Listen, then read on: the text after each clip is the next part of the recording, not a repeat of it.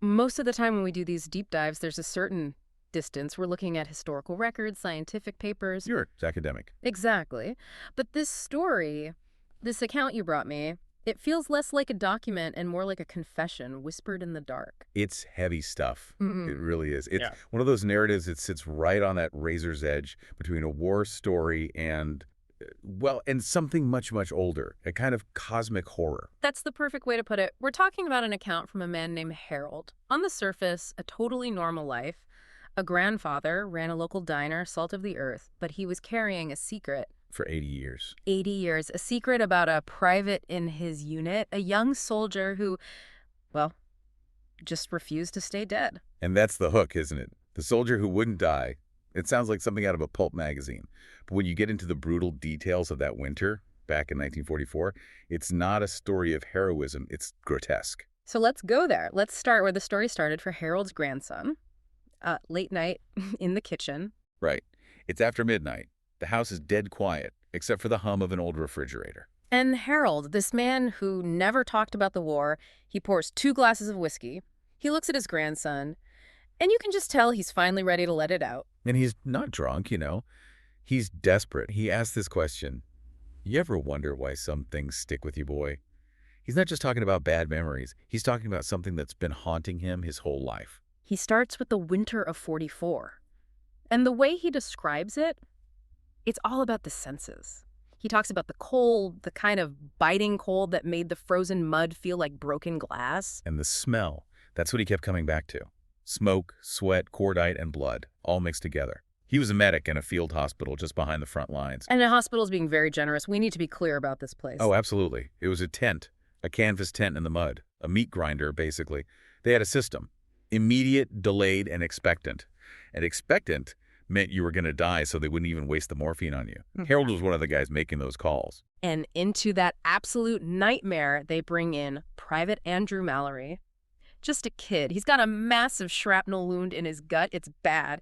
Yeah. Catastrophic. And Harold knows the look. He's seen it 1,000 times. He's working on him, trying to stop the bleeding. But he can feel the life just slipping away. This is the critical part. He's not guessing. He's a professional. He's holding Mallory's hand as the heart stops. He checks the pupils. They're fixed. Dilated. He's gone. Medically, factually, Andrew Mallerie is dead. Yeah. Harold tags the body himself and has it sent to the morgue tent. Case closed. Except it's not, and this is where my blood just ran cold reading this. The next morning, the artillery is still booming in the distance, and Harold walks into the triage tent for his shift. And there he is. And there's Mallory, standing in the middle of the tent. In there. Not like a ghost, not like a zombie. He looks fine, better than fine. The wound is gone. The deathly pale skin is gone. He looks like he just got a full night's sleep. Okay, stop for a second.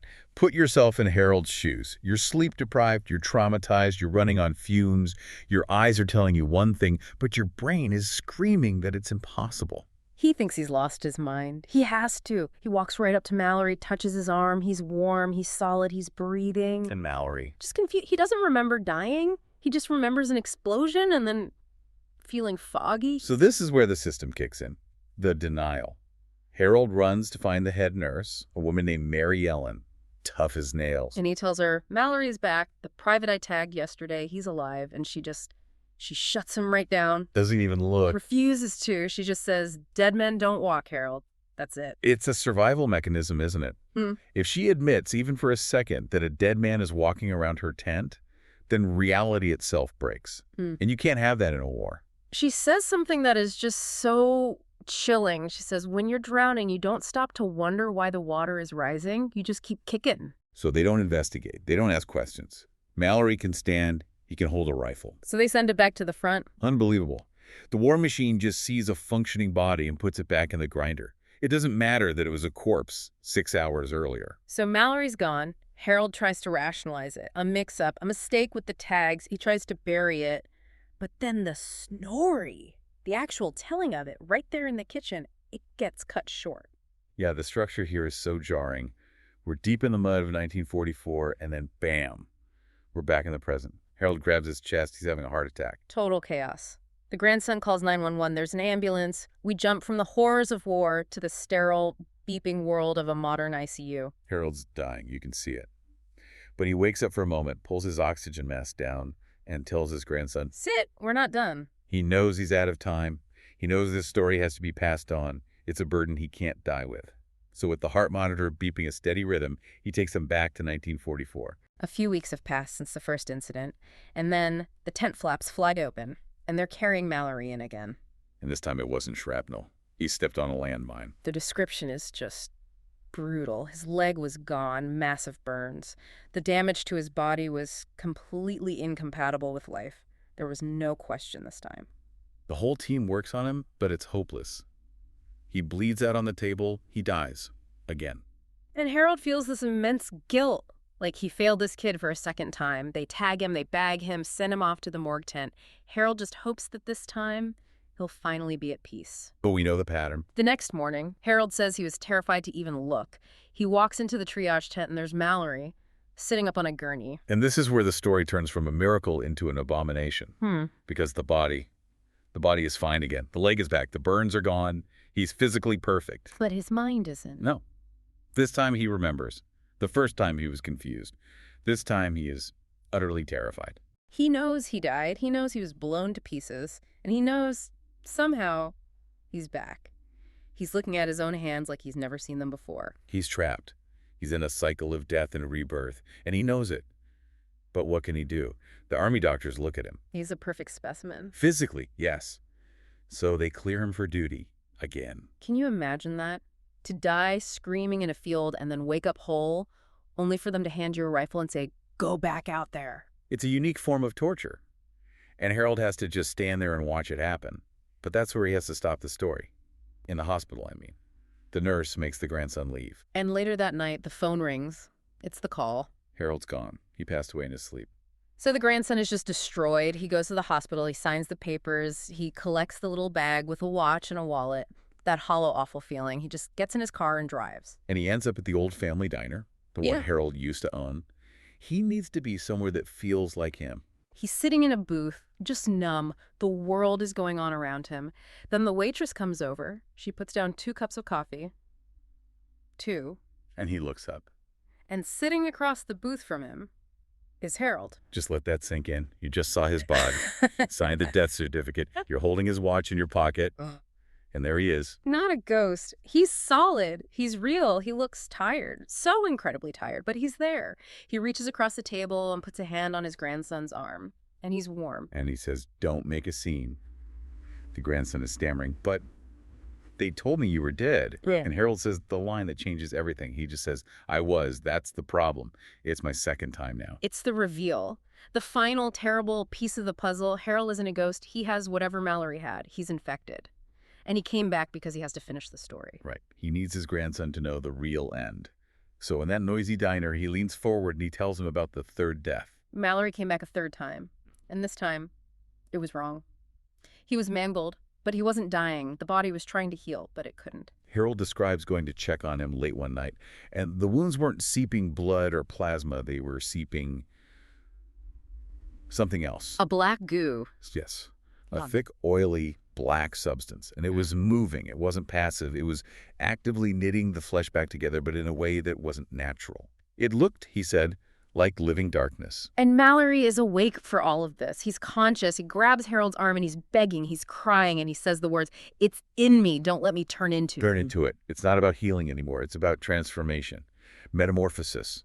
Mallory knew that whatever came back this time wouldn't be him. It would be a vessel for that substance. So Harold is there in the dark with the smell of sulfur and rot in the air, and he looks at this boy who he has watched die twice. And he makes a choice that goes against everything he stands for as a medic. He chooses mercy, which in this moment looks like murder. He puts his hand over Mallory's mouth and nose. And he holds it there. He suffocates him. He watches the light go out of his eyes for the third and final time. But as Mallory's heart stops, the black goo reacts. It doesn't just dry up.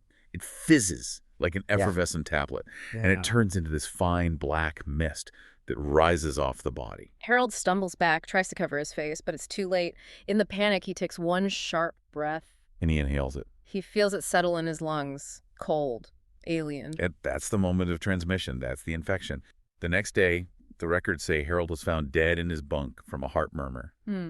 But he woke up, alone in the morgue, And he knew he was carrying it. For 80 years he lived a careful life, hiding this thing inside him, terrified of getting hurt, terrified of dying. Until the heart attack. That was his first real death since 1944. Yeah. And it woke the parasite up. Back in the diner, Harold rolls up his sleeve and he shows his grandson. Under the skin of his forearm, there are these dark, pulsing veins. The goo, it's surfacing. He says, it's taking over. It waited for me to die, and now it's changing me. He knows that he won't be Harold too much longer. He's going to become whatever Mallory was so afraid of. And the goodbye is just... it's heartbreaking. He didn't come back to say a peaceful farewell. He came back to warn his family. To get away, he says, I have to go somewhere. I can't hurt any of you. He stands up, puts a 20 on the table, tells his grandson to take care of his mother, and then he just walks out the door. And the grandson is left there, frozen, watching the man he just mourned walk out into the night to face a fate literally worse than death, to go off somewhere alone and turn into something else. And you're left with that silence. Yeah. And that one terrifying question hanging in the air. What's out there now? Exactly. It takes this idea of trauma, the idea that the war never leaves you, and it makes it literal. The war is a biological parasite that latches on and won't let go. It totally redefines what it means to survive. We think of survival as the goal, the victory. But this story asks, is it? Is it better to die? Or to survive at a cost that slowly erases everything you are? Mallory knew the answer. He begged to die. And Harold, in an incredible act of sacrifice, took that curse on himself to save that boy's soul. He carried that monster for 80 years so no one else had to. But now he's gone. Or the thing wearing his face is gone. I don't think I'll ever be able to look at a quiet old veteran the same way again. You wonder what they're not telling you, what battles they're still fighting. We think the war ends when the papers are signed. But for some, maybe the war is a living thing. And it's just waiting. That is a deeply unsettling thought to end on, I think. Yeah, I think this deep dive is going to stick with me for a while. It has a way of doing that. Slight nervous laugh. Okay, let's wrap it up there. Thanks for listening. And maybe check in on your elders. You never know what stories they're holding on to. Until next time. We'll see you on the next deep dive.